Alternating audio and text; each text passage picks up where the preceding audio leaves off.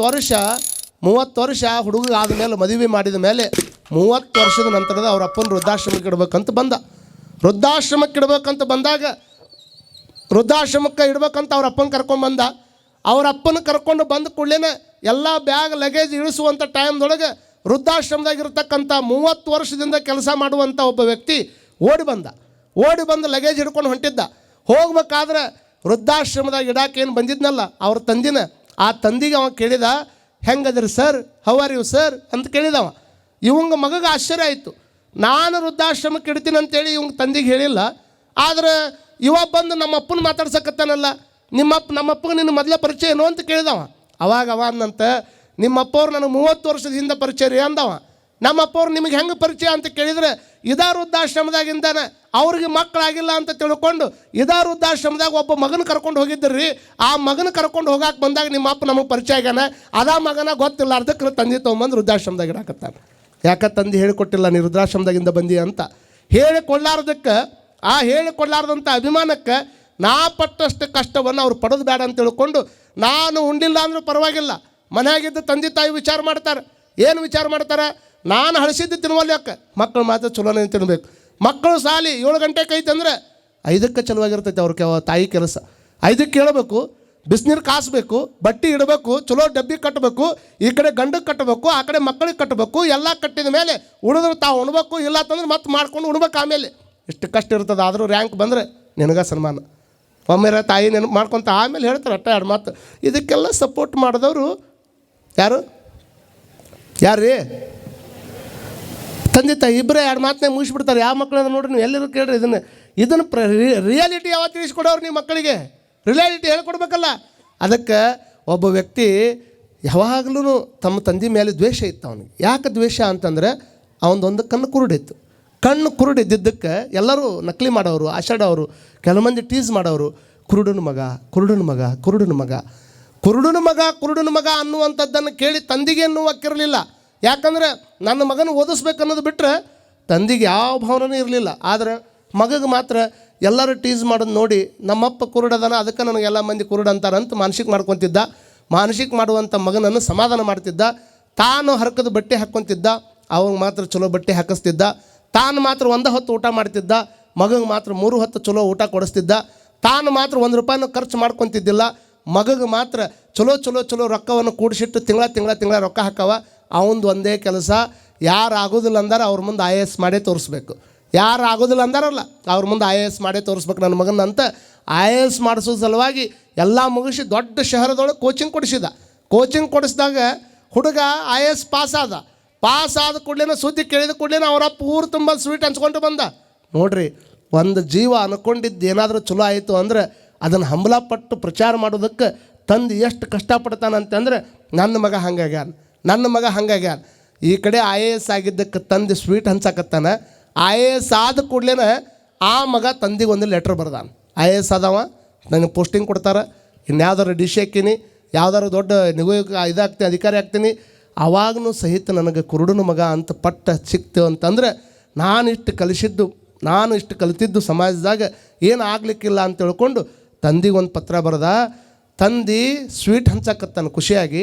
ಮಗ ಒಂದು ಪತ್ರ ಬರೆದ, ನೋಡಪ್ಪ, ನಿನ್ನ ಆಸೆ ತಕ್ಕಂಗೆ ನಾನು IAS ಆಗಿದ್ದೇನೆ ಖರೆ, ಆದರೆ ನಾನು ಒಂದು ನಿರ್ಧಾರಕ್ಕೆ ಬಂದೀನಿ.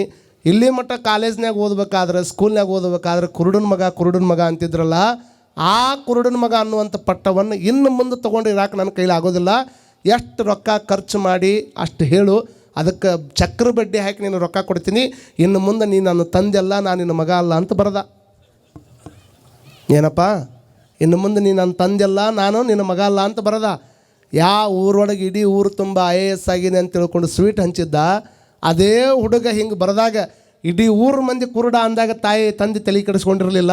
ಮಗನ ನನಗೆ ಕುರುಡ ಅಂದಿದ್ದನ್ನು ಅನ್ಕೊಳಕತ್ತಿದ್ದನ್ನು ಅವ್ನು ಸಹಿಸ್ಕೊಳಕ್ಕಾಗೋದಿಲ್ಲ ಅಂದರೆ ಇನ್ನು ಮುಂದೆ ನನ್ನ ಕೆಲಸ ಮುಗೀತು ಅಂತ ತಿಳ್ಕೊಂಡು ತವ ಕೊಟ್ಟು ಲೆಟ್ರ್ನೊಳಗೆ 4 ಅಕ್ಷರ ಬರೆದಿಟ್ಟು ಊರ್ಲಿ ಹಾಕ್ಕೊಂಡು ಸತ್ತ. ಯಾವಾಗ ಊರ್ಲಿ ಹಾಕ್ಕೊಂಡು ಸತ್ತ ಸುದ್ದಿ ಗೊತ್ತಾಗ್ತದೆ, ಇರುವಂಥ ಒಬ್ಬನೇ ಮಗ ಅವರಪ್ಪ ಸತ್ತ ಅಂತ ತಿಳ್ಕೊಂಡು ಸುದ್ದಿ ಗೊತ್ತಾಗಲಿ ಓಡಿ ಬಂದು ನೋಡಿದಾಗ ಕೈಯಾಗ ಒಂದು ಲೆಟ್ರ್ ಹಿಡ್ಕೊಂಡಿದ್ನಲ್ಲ, ಆ ಲೆಟ್ರ್ ತೆಗೆದು ಓದಿದ. ಮ್ಯಾಗ ಇವನ ಅಕ್ಷರ ಇದು, ಕೆಳಗೆ ಅವನ ಅಕ್ಷರ ಇದು. ಏನು ಬರೆದಿದ್ದ ಅಂದರೆ, ನೀ ಕುರುಡ ಇದ್ದಿದ್ದಕ್ಕೆ ನಿನ್ನ ಸಂಬಂಧ ನನಗೆ ಬೇಡ ಅಂತ ತಿಳ್ಕೊಂಡು ನಿನಗೆ ಎಷ್ಟು ರೊಕ್ಕ ಖರ್ಚು ಮಾಡಿ ಅದಕ್ಕಿಂತ ಡಬಲ್ ರೊಕ್ಕ ನಿನಗೆ ಕೊಡ್ತೀನಿ ಅಂತ ಹೇಳಿಯಲ್ಲಪ್ಪ. ನಾನು ನೀ ಸಣ್ಣವಿದ್ದಿ, ನಿಮ್ಮ ತಾಯಿ ತಿರ್ಕೊಂಡ್ಲು. ತಾಯಿ ತಿರ್ಕೊಂಡ ಮೇಲೆ ನಾನೇ ತಾಯಿ ಆದೆ, ನಾನೇ ತಂದೆ ಆದೆ, ನಿನಗೆ ಹಾಲು ಕುಡಿಸಿದೆ, ನಿನಗೆ ಮತ್ತೊಂದು ಜೋಪಾನ ಮಾಡಿದೆ, ಕಲಿಸಿದೆ, ಇಷ್ಟೆಲ್ಲ ಪ್ರೀತಿ ತುಂಬಿದೆ. ಆ ಪ್ರೀತಿಗೆ ಎಷ್ಟು ರೊಕ್ಕ ಕಟ್ಟಕ್ಕೆ ಸಾಧ್ಯ ಆಗ್ತದೋ ಮಗನೇ? ಯಾವೊಬ್ಬ ಮಗನಿಗೂ ಸಹಿತ ಯಾವ ತಂದೆಗೂ ಇಂಥ ಪತ್ರ ಬರೆಯೋಂಗಿಲ್ಲ. ಪ್ರತಿಯೊಬ್ಬ ತಂದೆನೂ ತನ್ನ ಮಗನಿಗಾಗಿ ಆಶೆ ಆಕಾಂಕ್ಷೆಗಳನ್ನು ಇಟ್ಕೊಂಡು ಈ ಜಗತ್ತಿನಾಗ ಬದುಕ್ತಿರ್ತಾನೆ. ನಿನ್ನಿಂದ ನನಗೇನಾದರೂ ಕೊಡ್ತೀಯ ಅಂತ ತಿಳ್ಕೊಂಡು ಯಾವ ತಂದೆನೂ ಕೆಲಸ ಮಾಡೋಂಗಿಲ್ಲಪ್ಪ.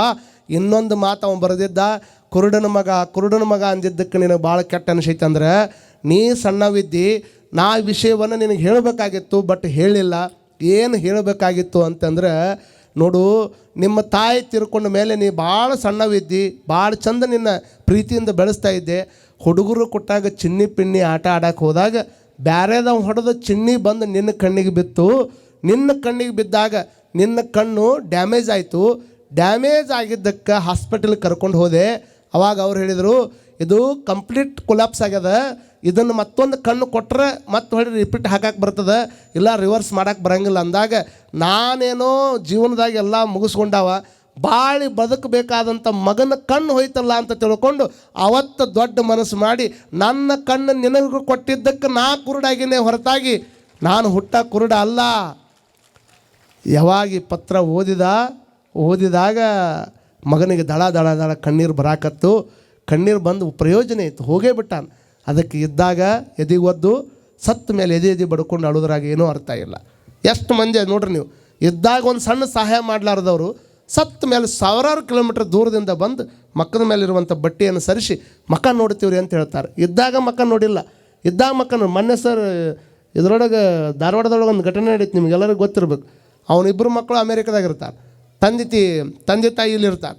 ನೋಡ್ರಿ, ರೊಕ್ಕಕ್ಕೇನು ಕಡಿಮೆ ಇಲ್ಲ.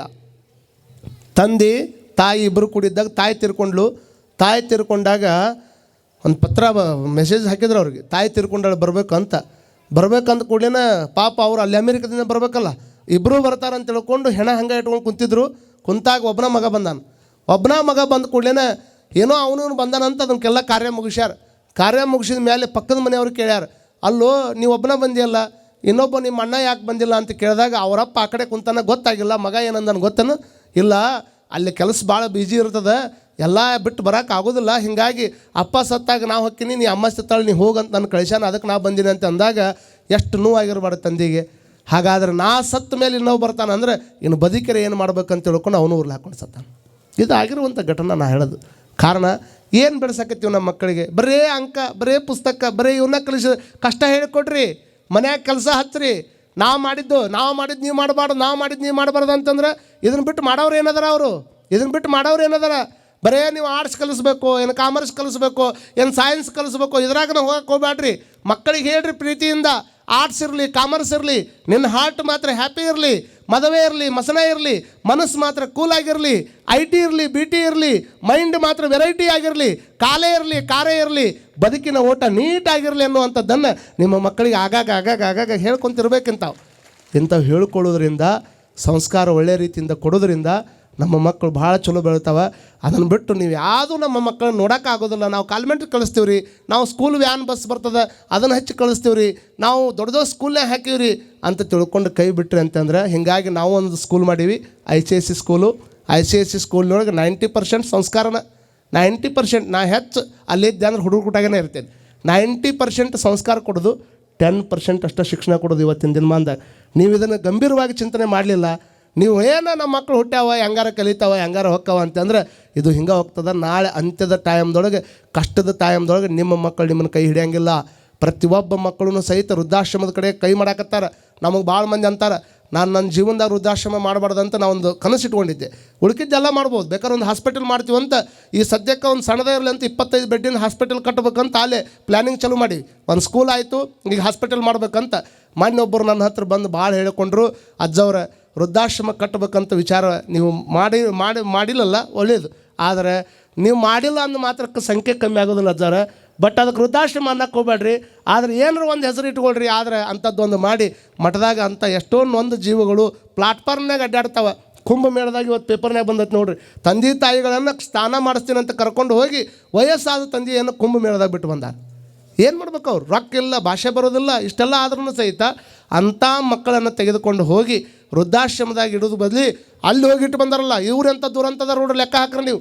ಇಂಥವನ್ನೆಲ್ಲ ಕೇಳಿದಾಗ ನಾವೇನು ವಿಚಾರ ಮಾಡಕತ್ತೀವಿ? ಎಷ್ಟು ಗುಡಿ ಕಟ್ಟಿದ್ರೇನು, ಎಷ್ಟು ಸ್ವಾಮಿಗಳು ಬಂದು ಪ್ರವಚನ ಮಾಡಿದ್ರೇನು, ಎಷ್ಟು ದೊಡ್ಡ ದೊಡ್ಡ ದೊಡ್ಡ ವಿಚಾರಗಳನ್ನು ಹೇಳಿದ್ರೇನು, ಕೈಯಾಗ ದೊಡ್ಡ ಲ್ಯಾಪ್ಟಾಪ್ ಹಿಡ್ಕೊಂಡ್ರೇನು, ದೊಡ್ಡ ಐಫೋನ್ ಹಿಡ್ಕೊಂಡ್ರೇನು, ಮತ್ತೊಂದು ಮಾಡಿದ್ರೇನು? ನಮ್ಮ ತಂದೆ ತಾಯಿ ಬಗ್ಗೆ ಗೌರವ ಬರಲಿಲ್ಲ. ಯಾವ ತಂದೆ ತಾಯಿಗಳು ಕಷ್ಟಪಟ್ಟು ನಿನ್ನ ಈ ಲೆಕ್ಕಕ್ಕೆ ತಮ್ಮಂದು ಇಟ್ಟವ್ರ ಬಗ್ಗೆನೂ ಒಂದು ಸ್ವಾಭಿಮಾನನೇ ಇಲ್ಲ, ಅವ್ರ ಬಗ್ಗೆ ಒಂದು ಸಣ್ಣ ಕನಿಕರನೂ ನಿನಗಿಲ್ಲ ಅಂತಂದ್ರೆ ಹೇಗೆ ಅವ್ರು ಬದುಕಬೇಕು? ಪಾಪ ವಿಚಾರ ಮಾಡ್ಕೊಳ್ರಿ. ಪಾಪ ಅವು ಯಾರೋ ದುಂಡಗೆ ಹಾಕಿ ಕುಂತಾವ, ಭಾಷೆ ಬರೋಂಗಿಲ್ಲ, ಯಾರ ಮುಂದೆ ಯಾವ್ರು ಅಂತ ಹೇಳಕ್ಕೆ ಬರೋಂಗಿಲ್ಲ. ಅವು ಏನು ಹೇಳ್ಬೇಕು ಹೇಳ್ರಿ? ಅಂಥ ಟೈಮ್ದೊಳಗೆ ಅವ್ರು ತೊಗೊಂಡೋಗಿ ಅಂತಾರೆ ಬಿಡ್ತಾರೆ. ಇನ್ನೂ ಕೆಲವು ಮಂದಿ ಭಾಳ ಕಲಿತಿರ್ತಾರೆ, ಕಲಿತವ್ರು ಇನ್ನು ಮುಂದೆ ಡೇಟ್ ಬಾರ್ ಆದ್ರೆ ನೌಕರಿ ಸಿಗಂಗಿಲ್ಲ ಅಂತ ಕೆಲವು ಮಂದಿ ಎಷ್ಟೋ ಪೇಪರ್ನಾಗ ಓದಿರಿ. ಅವ್ರ ತಂದೆ ಏನಾದರೂ ಗೋರ್ಮೆಂಟ್ ಸರ್ವೆಂಟ್ ಇದ್ದ ಅಂತಂದ್ರೆ, ಎಂಪ್ಲಾಯ್ಮೆಂಟ್ ಇದ್ದ ಅಂತಂದ್ರೆ, ಅವಾಗ ಅವನು ತಲೆ ಮೇಲೆ ಕಲ್ಲು ಹಾಕಿ ಅವನು ಸಾಯಿ ಹೊಡೆದು ಮಕ್ಕಳು ನೌಕರಿ ತೊಗೊಳ್ಳುವಂಥದ್ದನ್ನು ನಾವು ನೋಡಾಕತ್ತೀವಿ ಅಂತಂದ್ರೆ ಬರೇ ಮಕ್ಕಳಿಗೆ ಗಳಿಸಿಡಬೇಕು, ಮಕ್ಕಳಿಗೆ ಮಾಡಬೇಕು ಅನ್ನೋದು ತಪ್ಪಲ್ಲ. ಆದರೆ ಮಕ್ಕಳಿಗೆ ಮೊದಲು ಹೆಂಗೆ ಕಲಿಸ್ಬೇಕಂದ್ರೆ, ಯಾವ ಹಕ್ಕಿನೂ ತನ್ನ ಮಕ್ಕಳಿಗಾಗಿ ಗುಡಾವಣದೊಳಗೆ ಕಾಳುಗಳನ್ನು ತುಂಬಿಟ್ಟಿಲ್ಲ. ಇದನ್ನು ತಲೆಗೆ ಇಟ್ಕೊಳ್ರಿ. ಕಾಳು ತುಂಬಿಟ್ಟೈತೆ ಅನ್ನೋದು ಮಕ್ಕಳಿಗೆ ಹಾರಾಡೋದನ್ನು ಕಲಿಸ್ಯದ. ಯಾವ ಹುಲಿನೂ ಸಹಿತ ಜಿಂಕಿ ಫಾರ್ಮ್ ಮಾಡಿ ಸಿಕ್ಕಾಪಟ್ಟಿ ಜಿಂಕಿಗಳನ್ನು ಒಳಗೆ ಕೊಟ್ಟು ಜಿಂಕೆಗಳನ್ನು ಇಟ್ಟು ಸತ್ತಿಲ್ಲ, ಬೇಟೆ ಆಡೋದನ್ನು ಅಷ್ಟೇ ಕಲಿಸ್ಯದ. ಹಂಗೆ ಬರೇ ನಮ್ಮ ಮಕ್ಕಳಿಗೆ ಆಸ್ತಿ ಮಾಡಬೇಕನ್ನುವಂಥದ್ದು ಹೋಗೋದಕ್ಕಿಂತ, ಮಕ್ಕಳಿಗೆ ಆಸ್ತಿ ಮಾಡ್ತೀವಿ ಅನ್ನೋದಕ್ಕಿಂತ ಮಕ್ಕಳನ್ನೇ ಸಮಾಜಕ್ಕೆ ಆಸ್ತಿ ಮಾಡುವಂಥ ಪರಂಪರೆಯನ್ನು ನಾವೆಲ್ಲರೂ ಹಾಕ್ಕೋಬೇಕನ್ನುವಂಥ ಮಾತುಗಳನ್ನು ಈ ಸಂದರ್ಭದಲ್ಲಿ ಹೇಳಿ, ಬಹುತೇಕ ಇವತ್ತು ಹೇಳಬೇಕಾಗಿರುವಂಥದ್ದಿಷ್ಟೇ. ಕೊನೆಯ ಮಾತು, ನಮ್ಮ ನಾಡಿನೊಳಗೆ ಸಂಸ್ಕಾರವನ್ನು ಮಕ್ಕಳಿಗೆ ಸಣ್ಣ ವಯಸ್ಸಿನಾಗ ಕೊಡಲಿಲ್ಲ ಅಂತಂದ್ರೆ ಭಾಳ ಅನಾಹುತಕ್ಕೆ ಗುರಿ ಹಾಕಿವಿ ನಾವೆಲ್ಲರೂ. ಇದನ್ನು ತಲೆಯಾಗಿಟ್ಕೋಬೇಕು. ಸಣ್ಣ ವಯಸ್ಸಿನಾಗ ಆಟದ ಸಾಮಾನು ಕೊಡಲಿಲ್ಲ ಅಂದ್ರೆ ಆಗಷ್ಟ ಅಳ್ತಾವೆ ಮಕ್ಕಳು. ಆಟದ ಸಾಮಾನು ತೊಗೊಳಿಲ್ಲ ಅಂದರೆ ಆಗಷ್ಟ ಅಳ್ತಾವೆ. ಮತ್ತು ನೀವೇನಾದರೂ ಕರೆಕ್ಟ್ ಟೈಮ್ ಸಂಸ್ಕಾರ ಕೊಡಲಿಲ್ಲ ಅಂದರೆ ಸಾಯಿ ಮಠನ ಅಳ್ಕೊತನ ಕುಂದಿರ್ತಾವೆ ಅನ್ನುವಂಥದ್ದನ್ನು ನಾವೆಲ್ಲರೂ ತಲೆಯಾಗಿಟ್ಕೋಬೇಕು. ಕೊಡಬೇಕು ಸಂಸ್ಕಾರ ಅಂತಂದ್ರೆ ಹೆಂಗಾರ ಕೊಡೋದಲ್ಲ. ಮಾವು ಬಂದು ನೋಡಿ ಓದಿ, ನೀವು ಕೊಡೋ ಅಂದ್ರೆ ತಡಿ ಅಜ್ಜನ ಅಂತಂದ್ರೆ ಯಾರು ಬಂದ ಕೂಡಲೇ ಮಾವು ಬಂದ ನೋಡಿ ಓದಿ ಅಂದ ಕೂಡಲೇ ಅವು ಏನು ಮಾಡ್ತಾವೆ? ಮಾವು ಮೊದಲು ಒದ್ದಂಗೆ ಮಾಡ್ತಾವೆ. ಮೊದಲು ಮಾವು ನೋಡಿತಾವೆ, ಆಮೇಲೆ ನಿಮ್ಮನ್ನು ಓದಿತಾವೆ. ಆಮೇಲೆ ಇವು ಬಸ್ನಾಗ ಈಗ ಅನ್ಕಂದ್ರೆ ಟಿಕೆಟ್ ಫ್ರೀ ಆಗ್ಯಾವ ಬಿಡ್ರಿ. ಈ ಟಿಕೆಟ್ ಫ್ರೀ ಆಗಿದ ನಂತರ ಅದಕ್ಕಿಂತ ಮುಂಚೆಗೆ ನೋಡ್ರಿ ನೀವು, ಅವು ಹಾಫ್ ಟಿಕೆಟ್ ಅಂತ ಕೊಡ್ತಿದ್ರಿ. ಹಾಫ್ ಟಿಕೆಟ್ ನೆನಪೈತೆ ನಿಮ್ಗೆ? ಹಾಫ್ ಟಿಕೆಟ್ ಅಂತ ಕೊಡ್ತದ. ಇವ್ರು ನಾ ಭಾಳ ಸಲ ಅವಾಗ ಮರದೇವ್ರಿದ್ದ ಬಸ್ನಾಗ ಹೋಗಿದ್ವಲ್ಲ, ಸಣ್ಣ ಹುಡ್ರು ಕರ್ಕೊಂಬಂದ್ರೆ ಅವ್ರು ಟಿಕೆಟ್ ಕೊಡೋ ಬಂದು ಕೂಡಲೇ ಅವ್ನು ತಲೆ ಮೇಲೆ ಕೈ ಇಟ್ಟು ಹತ್ಕಾವ ಅವ್ರಪ್ಪ. ನಾ ಹಂಗೆ ಸುಮ್ಮನೆ ಗಮನಿಸ್ತಿದ್ದೆ. ಯಾಕಂತ ಏನು ರೀ ಮನೆ ಹುಟ್ಟ್ಯಾನ್ರಿ ಅವ್ನು ಚೀಲ ಹೊತ್ಕೊಂಡು ಕ್ವಿಂಟಲ್ ಚೀಲ ಹೊತ್ಕೊಂಡು ಹಂಗಾಗ್ಯಾನವ, ಮನೆ ಹುಟ್ಟ್ಯಾನಂತವ. ಎಷ್ಟು 20 ರೂಪಾಯಿ ಟಿಕೆಟ್ ಉಳ್ಸೋಕೆ ಮನೆ ಹುಟ್ಟ್ಯಾನ ಅಂತ ಹೇಳ್ತಾನೆ ನೀವು. ಅಂದ್ರೆ ಇದನ್ನು ಯಾರು ಕೊಟ್ರಪ್ಪ ಸಂಸ್ಕಾರ? ನೀವು ಹಿಂಗೆ ಕೊಡೋದ್ರಿಂದ ಹುಡುಗರು ಎಷ್ಟು ಮುಂದೆ ಹೋಗ್ತಾವ ಅಂತಂದ್ರೆ, ದಿವಸ ಕದ್ಕೊಂಬರವ, ದಿವಸ ಕದಿಯವ ಶಾಲ್ಯಾಗ. ಕದಿಯೋದನ್ನು ನೋಡಿ ಅವ್ರ ಅಪ್ಪಗೆ ಹೇಳ್ತಾನೆ ತಡಿ ಅಂತ ಮಾಸ್ತರ್ ಅಂದರು. ಎಟ್ಟರ ಕದೀತಿಲೆ ಒಂದು ದಿವಸ ನಿಮ್ಮ ಅಪ್ಪನ ಮುಂದೆ ಹೇಳ್ರಿ ಸರ್ ಅಂದವ. ಯಾಕೆ ಅವ್ರ ಅಪ್ಪನ ಬಗ್ಗೆ ಹೆದರಿಕೆನೇ ಇಲ್ಲ ಅವಂಗೆ.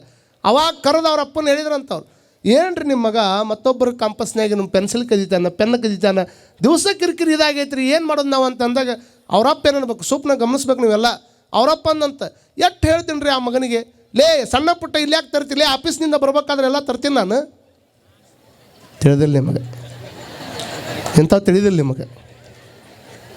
ಅಂದ್ರೆ ಇವ ಇಲ್ಲಿ ಕದ್ರೆ ಅವರಪ್ಪ ಆಫೀಸ್ನಾಗ ಕದ್ಯಾವ ಅಂತ ತಿಳಿದತ್ತಿಲ್ಲ ನೀವು? ನಾ ಹೇಳ್ತೀನಿ ರೀ ಅವಂಗೆ, ಅವ ಹಂಗೆ ಮಾಡ್ತಾನೆ ರೀ. ಹಿಂಗೆ ಹೇಳಿದ ಮೇಲೆ ಏನು ಅವಂಗೂ ಅರ್ಥ ಆಗಲಿಲ್ಲ. ಪಾಪ ಶಿಕ್ಷಕರಿಗೆ ಏನು ಅರ್ಥ ಆಗ್ಬೇಕು? ಅವ್ರಿಗೆ ಅರ್ಥ ಆಗಲಿಲ್ಲ. ಮರದಿವ್ಸ ಅದ ರೋಡ್ನಾಗ ಹೊಂಟಾರ, ಯಾರ್ದೋ ಮಾವಿನ ಹಣ್ಣಿನ ಗಿಡದಾಗ ಹತ್ತಿ ಮಾವಿನ ಹಣ್ಣು ಹರಿಯಾಕತ್ತಾನ. ಮಾವಿನ ಹಣ್ಣು ಹರಿಯಾಕತ್ತಿದ್ದು ನೋಡಿ ಅವಾಗಂದ, ಇವತ್ತು ಮಾತ್ರ ಬಿಡಂಗಿಲ್ಲ, ಏನು ರೆಡ್ ಹಣ್ಣಾಗ ಸಿಕ್ಕಿದಿ, ನಿಮ್ಮ ಅಪ್ಪನ ಕರ್ಕೊಂಡೇ ಬರ್ತೀನಿ ಅಂದ್ಬಿಡ್ಲೆ. ಅವ ಅಂದಂತ ಅಲ್ಲಿ ಯಾಕೆ ಹೋಗ್ತಿರಿ ಬರ್ರಿ ಸರಿ ಇಲ್ಲ ಅಂದವ. ಯಾಕೆ? ನಾ ತೆಳಗಿನ ಟೊಂಗ್ಯಾಗದೀನಿ, ನಮ್ಮ ಅಪ್ಪ ಮ್ಯಾಗಿನ ಟೊಂಗ್ಯಾಗದೀನಿ ಅಂದವ. ಎಂಥ ಸಂಸ್ಕಾರ ಕೊಡ್ತಾರೇನು ಮಕ್ಕಳಿಗೆ? ನೀವು ಮತ್ತು ಈಗ ಯಾರು ಹಣ್ಣು ಮಾರಕ್ಕೆ ಬಂದ್ರೆ ಅವಾಗ ಹಿಂದೆಲ್ಲ ಹಣ್ಣು ಮಾರಕ್ಕೆ ಬರ್ತಿದ್ರು ನಿಮ್ಮ ಮನೆಗೆ. ಹಣ್ಣು ಮಾರಕ್ಕೆ ಬಂದ್ರೆ ಆ ಹಣ್ಣು ಮಾರೋ ಬಂದ್ರೆ ಟೇಸ್ಟ್ ನೋಡಿ 1 ಡಜನ್ ಹಣ್ಣು ತಿಂತೀರಿ ನೀವು. ಬರೀ ಸುಮ್ಮನೆ ಹಿಂಗೆ ಟೇಸ್ಟ್ ನೋಡೋದು, ಚಲೋ ಇಲ್ಲ, ನಡಿ. ಆವಾಗ ಎತ್ತಬೇಕಂತ ಹೊಂಟ್ರಿ ಅಂದ್ರೆ ಆ ಹುಡುಗ 2 ಕೈಯಾಗಿನ ಹಣ್ಣು ತೊಗೊತೈತೆ. ಅದು 2 ಕೈಯಾಗ ಹಣ್ಣು ತೊಗೊಂಡು ಕೊಡಲಿ ನಮ್ಮ ಮಮ್ಮಿ ತಗೋ ಅಂತ ಕೊಡ್ತದ. ಅದು ಕೊಟ್ಟ ಒಂದು ಕಪಾಳ ಕೊಡಿತಾಳೆ ಇವ್ರವ. ಎದು ಕೊಡಿತಾಳೆ ಹೇಳು? ಎದು ಕೊಡಿತಾಳ್ರಿ ಅವರ?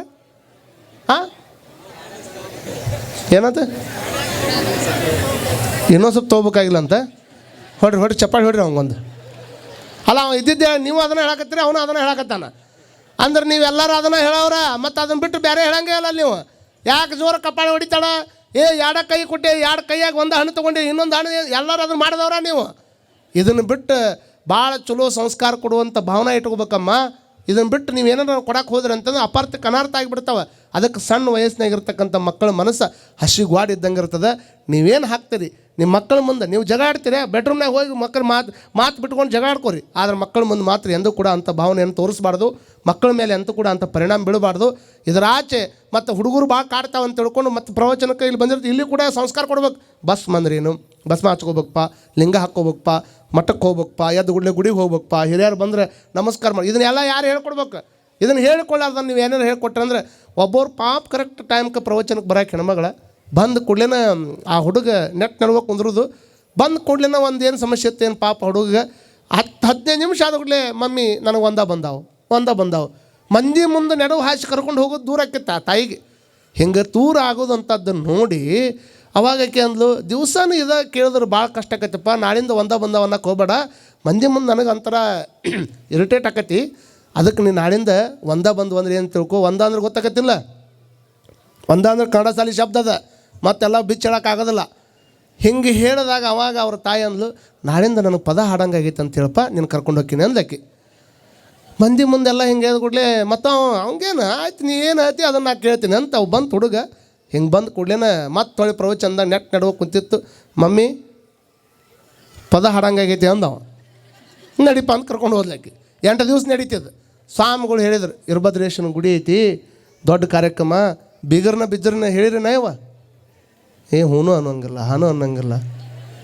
ಸೊ ಕರೆಸ್ರಿ ಅವ್ರನ್ನೆಲ್ಲರನ್ನ, ಯಾರು ಪಟ್ಕೊಂಡು ಹೋಗಿರ್ತಾರಲ್ಲ ಬರ್ರಿ ಅಂತ ಹೇಳ್ರಿ. ಈ ನೆವದಾಗ ನೀವು ಕಳಿಸಿರಿ, ಕಳಿಸ್ದವ್ರಲ್ಲ ನೀವು ಕಳಿಸಿರಿ ಅವ್ರನ್ನ, ಅವ್ರು ಅಲ್ಲಿ ಕಲಿಸ್ಯಾರ. ಆದರೆ ತಂದೆ ತಾಯಿಗಳು ಏನು ಕಲಿಸ್ಬೇಕಂದ್ರೆ ಮೊದಲು ಸಂಸ್ಕಾರ ಕಲಿಸ್ಬೇಕು ಮಕ್ಕಳಿಗೆ. ನನ್ನ ದೇಶ ಅಂದ್ರೇನು, ನನ್ನ ಊರು ಅಂದ್ರೇನು, ನನ್ನ ಧರ್ಮ ಅಂದ್ರೇನು, ಯಾರಿಗೆ ಗೌರವ ಕೊಡಬೇಕು, ನೀ ಹೇಗೆ ನಡ್ಕೋಬೇಕು, ಸಮಾಜದಾಗ ಹೇಗಿರಬೇಕು, ಎಲ್ಲಿ ತಲೆ ಎತ್ತಿ ನಡಿಬೇಕು, ಎಲ್ಲಿ ತಲೆ ಎತ್ತಿ ತೆಳಗೆ ಹಾಕಿ ನಡಿಬೇಕು, ಇದನ್ನೆಲ್ಲ ಕಲಿಸಬೇಕಲ್ಲ. ತಲೆ ಎತ್ತಿ ನಡೆಯಿರಿ, ಎದೆ ಚಟಿಸಿ ನಡೆಯಿರಿ, ತಲೆ ತಗ್ಗಿಸುವ ಕಾರ್ಯವನ್ನು ಮಾಡದಿರಿ, ತಲೆಗೊಡಿರಿ ಲೋಕ ಕಲ್ಯಾಣಕ್ಕೆ, ಅಭಿಮಾನಕ್ಕೆ, ದೇಶ ಕಲ್ಯಾಣಕ್ಕೆ, ತಲೆ ತಗ್ಗಿಸುವ ಕಾರ್ಯವನ್ನು ಯಾವತ್ತೂ ಮಾಡಬಾರ್ದು ಅಂತ ಮಧುರಚಂದ್ರ ಹೇಳ್ತಾರೆ. ಇಂಥ ಮಾತುಗಳನ್ನು ನಮ್ಮ ಮಕ್ಕಳಿಗೆ ಹೇಳಿಕೊಡ್ಬೇಕಲ್ಲ. ಇಂಥ ಮಾತುಗಳನ್ನು ಹೇಳಿಕೊಟ್ಟಾಗ ಒಬ್ಬ ಥಾಮಸ್ ಅಲ್ವಾ ಎಡಿಸನ್ ಬಗ್ಗೆ ಹೇಳ್ಬೇಕಂದ್ರೆ, ಥಾಮಸ್ ಅಲ್ವಾ ಎಡಿಸನ್ ತನ್ನ ಜೀವನದೊಳಗೆ 0, ಆದರೆ ಅವನು ಹೀರೋ ಮಾಡಿದ್ದು ಬೇರೆ ಯಾರಲ್ಲ. ಶಾಲೆಯಾಗಿದ್ದ ಶಿಕ್ಷಕರು ಹೀರೋ ಮಾಡಲಿಲ್ಲ, ಸ್ವತಃ ಅವನು ಹೆತ್ತ ತಾಯಿ ಅವನು ಹೀರೋ ಮಾಡಿದ್ದೆ ಜಗತ್ತಿಗೆ ಹೊರತಾಗಿ ಬೇರೆ ಯಾರು ಮಾಡಲಿಲ್ಲಮ್ಮ.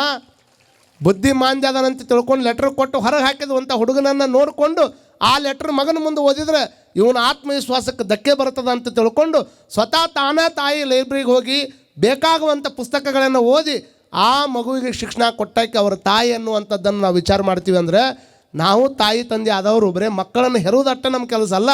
ಎಂಥ ಮಕ್ಕಳಿಗೆ ಜನ್ಮ ಕೊಟ್ಟಿದ್ದೀರಿ ಅನ್ನೋದಕ್ಕಿಂತ ಎಂಥ ಮಕ್ಕಳನ್ನು ನಿರ್ಮಾಣ ಮಾಡಿದ್ದೀರಿ ಅನ್ನುವಂಥದ್ದು ಭಾಳಷ್ಟು ಮುಖ್ಯ ಆಗ್ತದೆ. ಹಾಗಾಗಿ ಕೊನೆಯದಾಗಿ ಒಂದು ಮಾತು ಹೇಳ್ತೀನಮ್ಮ, ಯಾಕೆ ನಾನು ನಿಮ್ಮ ಮಕ್ಕಳನ್ನ ಕರ್ಕೊಂಬರ್ರಿ ಅಂತ ಹೇಳಿ ಅಂದರೆ, ನಿಮಗೇನು ನನಗೆ ಚಲೋ ಬಟ್ಟೆ ಇರಲಿಲ್ಲ ಅಂದ್ರೆ ನಮ್ಮ ಮಕ್ಕಳಿಗೆ ಚಲೋ ಬಟ್ಟೆ ಇರಬೇಕಂತ ಬಟ್ಟೆ ಕೊಡಿಸ್ತೀರ, ತಪ್ಪಲ್ಲ. ಬಟ್ಟೆ ಕೊಡಿಸ್ರಿ. ಬಟ್ಟೆ ಕೊಡಿಸೋದ್ರೊಳಗೆ ನಿಮಗೆ ಗೊತ್ತಾಗಲಿ, ನೀವು ಹೋಗಿ ಬೇಕಾರೆ ಮಾರ್ಕೆಟ್ನೊಳಗೆ ಹೋಗಿ ಬಟ್ಟೆ ಅಂಗಡಿ ಒಳಗೆ ನಿಂದ್ರಿ, ಚಲೋ ಗೊಂಬಿಗೂ ಚಲೋ ಬಟ್ಟೆ ಹಾಕಿರ್ತಾರೆ. ಗೊಂಬಿಗೆ ಬಟ್ಟೆ ಹಾಕಿರ್ತಾರಲ್ಲ, ಗೊಂಬಿ ಬಟ್ಟೆ ಹಾಕಿದಂಥ ಟೈಮ್ದೊಳಗೆ ಅಲ್ಲಿ ಬಟ್ಟೆನ ಇಲ್ಲ ಮೈ ಮೇಲೆ ಒಂದು ಹುಡುಗಿಗೆ ಅವ ಹೋಗಿ ಒಂದು ಗೊಬ್ಬರ ಚೀಲಾಗ ಅಂತಿಂಥ ಪ್ಲಾಸ್ಟಿಕ್ ಆರಿಸ್ಕೊಂಡು ಬಂದು ಆ ಬಟ್ಟೆ ಅಂಗಡಿ ಒಳಗಿರುವಂಥ ಗೊಂಬಿ ನೋಡ್ಕೊಂಡು ನಿಂತಿರ್ತಾನೆ. ಅವ ಅಂತಾನೆ, ನಿನಗೆ ಜೀವಿಲ್ಲ, ಚಲೋ ಬಟ್ಟೆ ಹಾಕ್ಯಾರ, ನಾ ಜೀವಂತದೀನಿ, ಹಾಕ್ಕೊಳಕ್ಕೆ ಬಟ್ಟೆನೇ ಇಲ್ಲ. ಇದು ಸಮಾಜದ ಸ್ಥಿತಿ ಇವತ್ತಿನ ದಿವಸ ನಾವು ಕಣ್ಣಾರೆ ಕಾಣ್ತೀವಿ. ಪಕ್ಕದ ಮನೆಯವ್ರು ನೋಡ್ರಿ, ನಿಮ್ಮ ಮನ್ಯಾಗ ಹುಡುಗರು ಏನೋ ಮನ್ಯಾಗ ಒಂದಿಷ್ಟು ಇಡ್ಲಿ ಮಾಡಿರಿ, ವಡ ಮಾಡಿರಿ ಅಂದ್ರೆ ಬೇರೆ ಪಕ್ಕದ ಮನೆ ಹುಡುಗರು ಅಲ್ಲೇ ಅಡ್ಡಾಡಿರ್ತಾವೆ. ಆದರೆ ನಾವಂತೀವಿ, ಅವ್ರು ಕೊಟ್ಟಾಗ ನಮ್ಮ ಮಗ ಇದ್ನಂದ್ರೆ ಅವ್ರನ್ನ ಮತ್ತೆ ಕರ್ಕೊಂಡು ಬಂದ್ಗಿಂದ ಅಂತ ತಿಳ್ಕೊಂಡು ಸೂಕ್ಷ್ಮ ಹೋಗಿ ಕರ್ಕೊಂಡು ಬಂದು ನಿಮ್ಮ ಮಗಗೆ ಅಷ್ಟೇ ಒಂದು ಇಡ್ಲಿ ತಿನ್ನಿಸ್ತಾರೆ. ಯಾಕೆ ಅವು ಪಾಪ ಹುಡುಗರು ಅದಾವ, ಏನು ಮನ್ಯಾಗಿಂದ ಒಂದು ಇಡ್ಲಿ ಕೊಟ್ಟರೆ ಏನು ಮನ್ಯಾಗೇನು ಎಲ್ಲ ಆಗೇ ಬಿಡ್ತದೆ. ಯಾವಾಗ ಒಬ್ಬಕ್ಕೆ ತಾಯಿ ಪರಿಪೂರ್ಣ ತಾಯಿ ಅಕ್ಕಳಂದರೆ ತನ್ನ ಹೊಟ್ಟೆಯಾಗ ಹುಟ್ಟಿರ್ತಕ್ಕಂಥ ಮಕ್ಕಳಿಗೆ ಮಾತ್ರ ಊಟ ಮಾಡ್ಸೋಕ್ಕೆ ಪರಿಪೂರ್ಣ ತಾಯಿ ಆಗೋದಿಲ್ಲ. ಪಕ್ಕದ ಮನೆಯಾಗಿರ್ತಕ್ಕಂಥ ಹಸ್ಕೊಂಡಿರುವಂಥ ಮಕ್ಕಳಿಗೂ ಒಂದು ತುತ್ತು ಅನ್ನ ಕೊಡೋಕ್ಕೆ ಪರಿಪೂರ್ಣ ಮಹಾತಾಯಿ ಅಕ್ಕಳ ಅನ್ನುವಂಥದ್ದನ್ನು ನಾವೆಲ್ಲ ತಲೆಯಾಗಿಟ್ಕೋಬೇಕಾಗ್ತದೆ. ಕೇಳ್ತೀವಿ ನಾವು, ಹೇಳ್ತೀವಿ ನಾವು, ಆದರೆ ಮತ್ತು ಪ್ರಸಂಗ ಬಂದಾಗ ನಮಗಂಥ ಭಾವನೆ ಬರಲಿಕ್ಕೆ ಸಾಧ್ಯ ಇಲ್ಲ. ಎಷ್ಟು ವರ್ಷ ಅಂತ ಬರ್ತಡೇ ನಮ್ಮ ಮಕ್ಕಂದ ಮಾಡೋದಪ್ಪ, ಎಷ್ಟು ವರ್ಷ ಅಂತ ನಮ್ಮ ಮಗಂದ ಬರ್ತಡೇ ಮಾಡಲಿ, ಎಷ್ಟು ವರ್ಷ ಅಂತ ಹೊಸ ಬಟ್ಟೆ ಹಂಗ ತೊಗೊಂಬರಲಿ. ಅಮ್ಮ, ಎಷ್ಟೋ ಮಂದಿ ಹುಟ್ಟುತ್ತಲೇನ ತಾಯಿ ಕಳ್ಕೊಂಡಾರ, ಎಷ್ಟೋ ಮಂದಿ ಹುಟ್ಟುತ್ತಲೇನ ತಂದೆ ಕಳ್ಕೊಂಡಾರ, ಎಷ್ಟೋ ಮಂದಿ ಸಂಬಂಧಗಳನ್ನೇ ಗೊತ್ತಿಲ್ಲಾರ್ದಂಗೆ ಯಾರೋ ಪಾಪ ಮಾಡಿದ ತಪ್ಪಿಗೆ ಯಾರೋ ಎಲ್ಲೇ ಇರತಕ್ಕಂಥ ಕೂಸುಗಳನ್ನು ತೆಗೆದುಕೊಂಡು ಹೋಗಿ ಅನಾಥಾಶ್ರಮದಾಗ ಬಿಟ್ಟಿರ್ತಾರಲ್ಲ. ತಾಯಿ ಪ್ರೀತಿ ಗೊತ್ತಿಲ್ಲ, ತಂದೆ ಪ್ರೀತಿ ಗೊತ್ತಿಲ್ಲ, ಸಂಬಂಧ ಗೊತ್ತಿಲ್ಲ, ಊರು ಯಾವುದು ಗೊತ್ತಿಲ್ಲ, ಅಂತಹ ಮಕ್ಕಳ ಹತ್ರ ಹೋಗಿ ನಿಮ್ಮ ಮಕ್ಕಳನ್ನು ಕರ್ಕೊಂಡು ಹೋಗಿ ಆ ಮಕ್ಕಳು ಕುಟಾಗ ಬರ್ತಡೇ ಮಾಡ್ಕೊಂಡು ಬಂದಿದ್ದ ಕರೆ ಆಯ್ತಂದ್ರೆ ನಿಮ್ಮ ಮಕ್ಕಳು ಕಲ್ಕೊಂತಾವ. ಏನಂತ, ಇವಕ್ಕೆ ತಂದೆ ತಾಯಿ ಇಲ್ಲ, ನನಗೆ ತಂದೆ ತಾಯಿ ಅದಾವ, ಇವಕ್ಕೆ ಅರಿವೆ ಹಾಕ್ಕೊಳಕ್ಕೆ ಚಲೋ ಬಟ್ಟಿಲ್ಲ, ನನಗೆ ಕೊಡಿಸೋರದಾರ. ಹೀಗೆಲ್ಲ ಕಂಪ್ಯಾರಿಸಮ್ ಚಲೋ ಆದಾಗ ನಮ್ಮ ಜೀವನ ಹೇಗಿರ್ಬೇಕು ಅನ್ನುವಂಥದ್ದು ಗೊತ್ತಾಗ್ತದೆ. ಬಹುತೇಕ ಇವತ್ತು ಭಾಳಷ್ಟು ಮಂದಿ ನೀವು ಗೊತ್ತಾ ಮಾಡಿಕೊಳ್ಳಿಲ್ಲ ಅಂತಂದ್ರೆ ಅನಾಹುತ ಏನಾಗ್ತಾವೆ ಅಂದರೆ